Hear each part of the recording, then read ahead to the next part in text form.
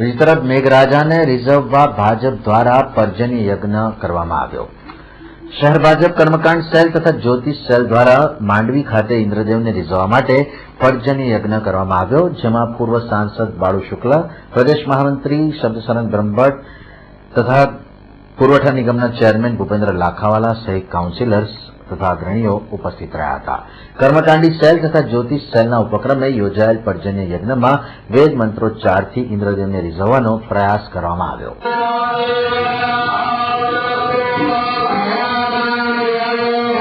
જે વરસાદની અનાવૃષ્ટિ છે, એટલે કે વરસાદ પડતો નથી, એ વરસાદને વરસવા માટે અમે ઇન્દ્રદેવની આજીજી કરીએ છીએ ને વરસાદ પુષ્કળ વરસે અને આ ધરતીના ઉપર જે જીવાત્માઓ છે એને જે પાણીની જરૂરિયાત છે એ પાણીની જરૂરિયાત એ પૂર્ણ કરે, એ માટે ઇન્દ્રદેવને રીઝવવા માટે આ પર્જન્ય યાગ રાખવામાં આવ્યો છે।